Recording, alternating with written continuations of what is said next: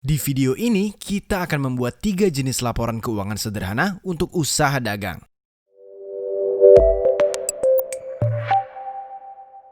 Hai guys, welcome back di channel Fakultif. Video ini merupakan kelanjutan dari video-video sebelumnya mengenai penerapan siklus akuntansi. Buat kalian yang belum nonton video sebelumnya, kalian bisa lihat bagian pertama video ini di sini atau melalui deskripsi di bawah. Di video sebelumnya kita sudah membahas mulai dari jurnal umum hingga neraca saldo setelah disesuaikan. Di video kita kali ini, kita akan coba membuat 3 jenis laporan keuangan dari contoh kita mengenai minimarket. Oke guys, kita langsung aja ya. Pada video sebelumnya, kita sudah membuat neraca lajur yang ditampilkan seperti ini. Nah, sekarang kita akan coba klasifikasikan dari neraca saldo kita yang udah disesuaikan, mana yang masuk ke income statement, mana yang masuk ke balance sheet. Bagi kalian yang belum tahu apa itu income statement, apa itu balance sheet, apa fungsi dan karakteristiknya, kalian bisa lihat video ini dulu guys. Secara singkat, balance sheet atau neraca adalah laporan yang menggambarkan posisi keuangan perusahaan di satu titik atau tanggal tertentu. Isi dari balance sheet ini merupakan kumpulan saldo akhir masing-masing akun per tanggal itu. Dengan melihat balance sheet, kita bisa tahu posisi saldo kas saat ini ada berapa, posisi persediaan saat ini ada berapa, posisi utang saat ini ada berapa, dan sebagainya. Sementara income statement atau laporan laba rugi menggambarkan kinerja keuangan di satu periode tertentu. Dengan melihat income statement, kita bisa tahu bagaimana kinerja perusahaan dalam satu bulan misalnya. Apakah pendapatan kita lebih besar dari biaya yang kita keluarkan? Apakah keuntungan operasional kita bisa mengcover bunga dari pinjaman kita?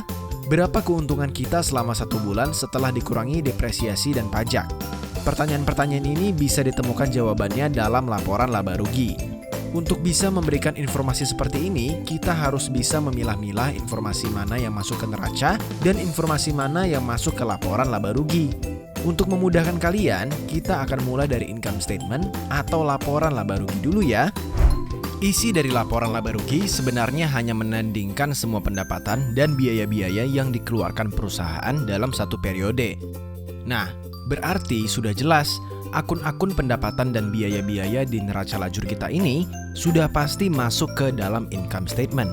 Akun-akun seperti pendapatan, biaya listrik, biaya telepon, biaya bunga, kos barang terjual, biaya perlengkapan, biaya sewa, biaya gaji, dan biaya depresiasi peralatan, kita tinggal pindahkan angka di neraca saldo yang sudah disesuaikan ke bagian income statement. Lalu, kita tinggal totalkan kolom debit dan kreditnya. Khusus bagian income statement dan balance sheet ini, total debit kredit kemungkinan besar nilainya nggak sama. Pasti ada selisih. Nah, apa selisihnya? Kalau kalian lihat, di bagian income statement kolom kredit, nilai sebesar 38.570.000 ini merupakan nilai pendapatan. Dan total nilai di debit sebesar 29.860.000 rupiah ini merupakan total seluruh biaya-biaya. Dengan kata lain, selisih antara kolom debit dan kredit ini merupakan selisih antara pendapatan dan biaya-biaya. Kalau pendapatan lebih besar daripada biaya-biaya, berarti perusahaan kita untung. Kalau biaya-biayanya lebih besar daripada pendapatan kita, berarti perusahaannya rugi. Jadi, selisih kolom debit dan kredit ini ngegambarin nilai keuntungan atau kerugian perusahaan. Atau bahasa kerennya, ngegambarin net income perusahaan. Kalau kita selisihkan, selisihnya adalah sebesar 8.710.000 rupiah. Dan karena pendapatan lebih besar dari biaya-biaya, maka nilai ini merupakan nilai keuntungan perusahaan guys. Nah, selanjutnya, supaya lebih enak dilihat, kita bisa bikin ulang angka-angka di bagian ini dalam satu bentuk format laporan guys. Kayak gimana bentuk laporan laba rugi ini? Kita bisa mulai dengan menuliskan pendapatan di paling atas. Pendapatan minimarket ini sebesar 38.570.000 rupiah. Lalu selanjutnya, kita tandingkan dengan kos barang terjual kita sebesar 12 juta rupiah. Sehingga didapatkan selisih yang bisa kita sebut dengan keuntungan kotor atau gross profit sebesar 26.570.000 rupiah. Nah, angka gross profit ini nggambarin keuntungan dari sisi barang kita aja. Untuk usaha dagang, angka ini ngegambarin beli barangnya berapa, jualnya berapa, dan untungnya berapa. Tapi keuntungan ini belum memperhitungkan biaya-biaya lain di luar perputaran barang yang terjadi selama sebulan. Nah, biaya-biayanya ada apa saja? Kita bisa kategoriin ini jadi 4 bagian besar, yaitu biaya operasional, biaya depresiasi, biaya bunga, dan pajak. Untuk biaya operasional yang termasuk dalam biaya ini adalah semua biaya yang timbul, mulai dari penjualan barang atau selling expense seperti promosi barang, iklan, bikin brosur, hingga biaya-biaya yang sifatnya muncul setiap bulan untuk operasional perusahaan. Atau bisa dibilang biaya administrasi bulanan, seperti biaya gaji, biaya sewa, biaya perlengkapan, biaya listrik, biaya telepon, dan sebagainya. Nah, kita tinggal masukin deh angkanya dari neraca lajur kita. Selisih dari gross profit dengan biaya-biaya operasional ini sering disebut dengan keuntungan sebelum bunga, pajak, dan depresiasi. Atau istilah kerennya, earnings before interest, tax, and depreciation. Biasa sering disingkat dengan sebutan EBITDA. Sehingga kalau gross profit kita sebesar Rp26.570.000 ini dikurangkan dengan total biaya operasional kita sebesar Rp17,4 juta ini, maka EBITDA kita menjadi Rp9.170.000. Selanjutnya, EBITDA ini kita kurangkan dengan biaya depresiasi untuk mendapatkan keuntungan sebelum bunga dan pajak, atau bahasa kerennya earnings before interest and tax, yang sering juga disingkat sebagai EBIT.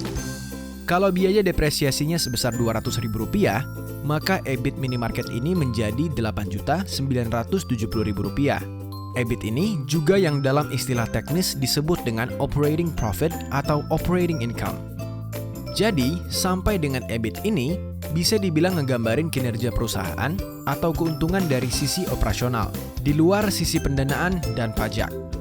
Selanjutnya, EBIT ini bisa kita kurangkan dengan biaya bunga untuk mendapatkan keuntungan sebelum pajak, atau bahasa kerennya earnings before tax, yang biasa disingkat sebagai EBT. EBT ini juga sering dikenal dengan net income before tax. Kalau EBIT-nya Rp8.970.000 dan biaya bunganya sebesar Rp260.000, maka EBT-nya menjadi Rp8.710.000. Nah, yang terakhir, kita kurangkan dengan pajak. EBT yang dikurangkan dengan pajak penghasilan perusahaan sering disebut dengan keuntungan bersih, atau bisa juga dengan sebutan-sebutan lain yang sering digunakan seperti laba setelah pajak, earning after tax atau EAT, atau bisa juga disebut dengan net income. Untuk kasus minimarket kita berasumsi belum ada potongan pajak untuk memudahkan kalian. Jadi, kalau EBT sebesar Rp8.710.000 dan pajaknya masih 0, maka net income minimarket kita ini sama dengan EBT, yaitu Rp8.710.000. Nah, beres deh income statement untuk minimarket kita ini.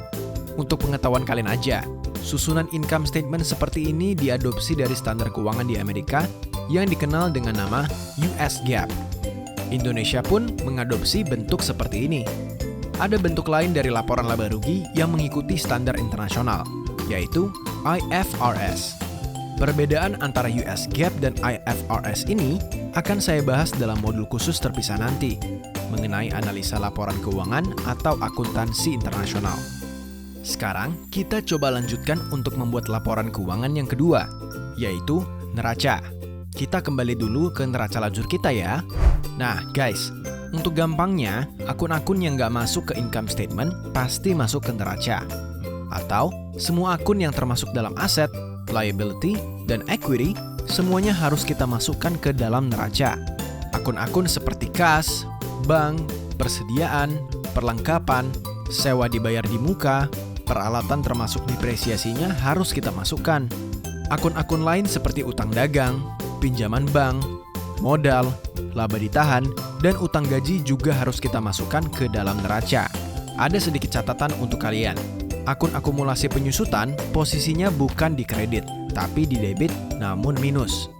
Hal ini dikarenakan akun akumulasi penyusutan merupakan kontra akun dari akun aset yang disusutkan, atau bisa dibilang menempel pada akun aset yang disusutkan.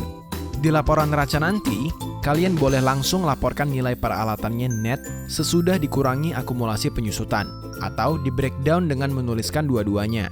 Sama seperti di income statement, kita tinggal totalkan, dan nilai totalnya pasti nggak sama.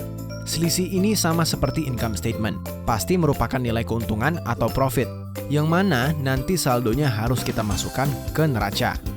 Nah guys, sedikit info aja, mungkin ada dari kalian yang bingung. Kalau perusahaan dalam keadaan profit, berarti pendapatan lebih besar daripada biaya-biaya. Kalau pendapatan ada di kredit dan biaya-biaya posisinya di debit, maka seharusnya kalau pendapatan lebih besar dari biaya-biaya, saldo profit harusnya ada di kredit. Sekarang, coba kalian lihat ini. Untuk di neraca sih betul ada di kredit. Tapi kenapa di income statement kok adanya di debit ya? Nah, kalian perlu tahu guys, nilai profit sebesar Rp8.710.000 ini adalah nilai profit yang sudah di closing. Atau bisa dibilang, ini adalah nilai yang harus di closing nanti pada saat buat jurnal penutup. Atau dengan kata lain, baris net income ini menggambarkan nilai profit yang harus dipindahkan dari income statement ke balance sheet. Untuk memindahkan nilai profit, tentunya kita debit nilai profitnya di income statement dan dikredit nilainya di balance sheet. Pemahaman mengenai jurnal penutup bisa kalian lihat di video ini. Nah, sekarang sama seperti income statement, kita akan coba buat neraca ini dalam bentuk laporan. Bentuk neraca terdiri aset, liability, dan equity. Kita tinggal pindahkan saja akun-akun kita ke kategorinya masing-masing. Semua yang perusahaan miliki atau yang bisa digunakan di masa depan seperti kas, bank, persediaan, perlengkapan, sewa yang belum digunakan, peralatan termasuk depresiasinya, kita masukkan ke dalam kelompok aset. Segala sesuatu yang jadi kewajiban perusahaan seperti utang dagang, utang gaji, pinjaman ke bank yang harus dibalikin, semua kita masukkan ke dalam kelompok liability. Dan sisanya, yang ngegambarin kekayaan pemegang saham seperti modal dan laba ditahan kita, dimasukkan ke dalam equity. Jangan lupa, selisih di neraca lajur tadi berupa profit, dimasukkan juga ke dalam equity. Lalu, tinggal kita totalkan. Beres deh, jadi laporan neraca kita. Kalau tidak ada kesalahan pemindahan angka atau ada akun yang terlewat, harusnya sama antara sisi kiri dan sisi kanan neraca totalnya. Hal ini konsisten dengan yang dinamakan persamaan dasar akuntansi, di mana aset sama dengan liability tambah equity. Untuk lebih memahami persamaan akuntansi ini, kalian bisa lihat video ini guys. Nah guys, biasanya di kelompok equity ini dibuat satu laporan khusus yang namanya laporan perubahan modal, atau bahasa kerennya Statement of Changes in Owner's Equity. Gimana bentuk laporan ini? Bentuk sederhananya kayak gini guys. Karena laporan perubahan modal ini mau ngegambarin perubahan modal dari bos, pemegang saham, atau pemilik perusahaan, maka kita tulis dulu saldo awal equity-nya berapa. Selanjutnya, kita tulis setiap perubahan yang terjadi dan berdampak pada pemilik perusahaan. Seperti kalau ada tambahan modal, profit periode berjalan, ada pembagian dividen, ada pengambilan uang oleh pemegang saham, dan sebagainya. Kebetulan di kasus kita ini cuma ada profit periode berjalan, yaitu profit di bulan Januari. Nah, tinggal ditulis deh berapa profitnya. Lalu kita hitung saldo akhirnya. Sehingga dari laporan ini bisa dilihat kekayaan pemilik perusahaan bertambah dari 50 juta rupiah di awal bulan Januari menjadi 58.710.000 rupiah di akhir bulan Januari. Oke guys, sampai di sini pembahasan video kita kali ini mengenai pembuatan laporan keuangan mulai dari laba rugi, neraca, hingga perubahan modal. Di video selanjutnya, saya akan bahas secara khusus mengenai laporan keuangan selanjutnya, yaitu pembuatan laporan arus kas. Untuk itu, jangan lupa subscribe dan ikuti terus channel Fakultif ini. Nggak usah bingung belajar akuntansi, ngertiin konsepnya, dan tetap be simple.